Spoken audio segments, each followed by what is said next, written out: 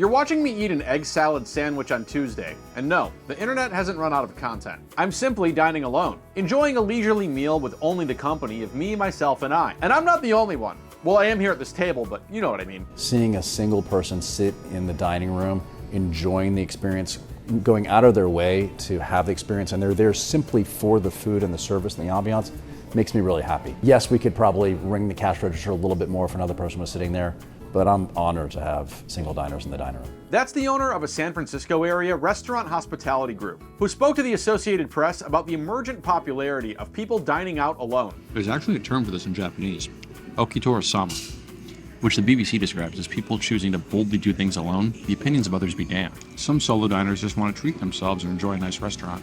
This here is a solo diner who recently enjoyed one of that restaurant group guy's spots out in San Francisco. She goes out of her way to let us know she could be enjoying the company of others. She's a married cancer researcher who's got plenty of friends after all, but she likes to dine alone once or twice a week. I'm a very sociable person. I have so many friends. I love spending time with them, but I also like to have some time just by myself, and sometimes even going to a nice restaurant and having a very nice meal. I mean, it's very enjoyable just by yourself. Our scientist here says she likes having this time to read, think, and not use her phone. I myself didn't play on my phone while at this Brooklyn diner, but that's because I was using it to record video while waiting for my wet egg on bread. Instead, before the food came, I tried to read some news headlines on my Apple Watch to barely get the gist of what was happening in the world. Because our scientists decide an internet-connected device like this can actually make solo diners feel connected to others when by themselves, according to a hospitality professor who spoke to the AP. Not to mention that following the pandemic, a side of social interaction has become less important than ketchup when dining out. There was certainly a period of time when there was no solo dining. Over the years, I've seen it become more and more popular, sort of as the stigma of dining alone has faded, but it's certainly accelerated post-pandemic. OpenTable says solo dining reservations in the U.S.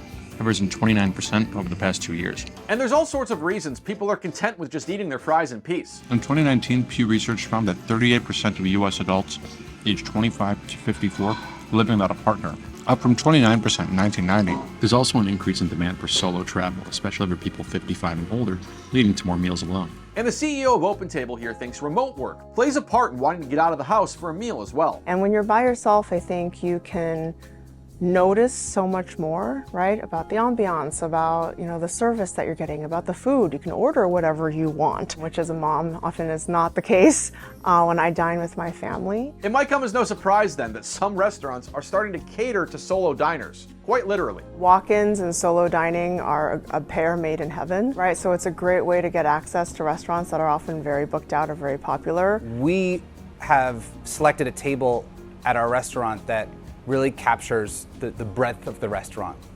situated in an area where people can see most of everything that's going on. This guy's the director of operations for a hospitality group in New York City that runs this joint called Avant Garden, which offers up a specific table-for-one dining program with a $65 four-course meal that's exclusively for solo diners. One element that we like to incorporate is bringing the bar to them. So usually when you order a drink, it's crafted behind the bar, someone brings it to you. But for our solo diners, the bartender will come over, kind of show you the different components, shake the cocktail, and pour it for you tableside. As of press time, looks like it's pretty easy to get a solo table there, huh?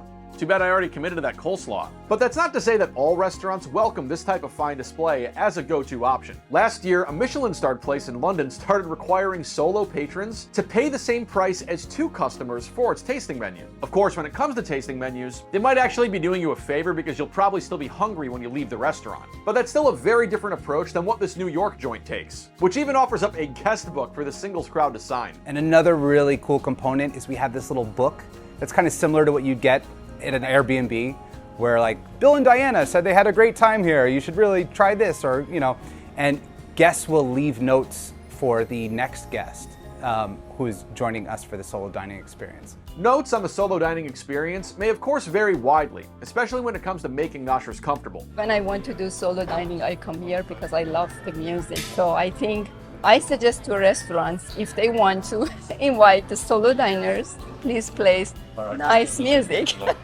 As I wrapped up my meal at this diner, which played Aerosmith, which I guess counts as nice music, I observed two other solo diners. One guy reading a book and one woman using her phone. I could have struck up a conversation about the whole experience, but then it seemed to me that speaking to them about the solo dining experience may have ruined their solo dining experience. You know what I mean? Besides, I only really had one message that I wanted to relay. Before we settle the bill, don't forget to subscribe to @TheNewsRefresh on YouTube for more weird, interesting, and funny news videos each and every day.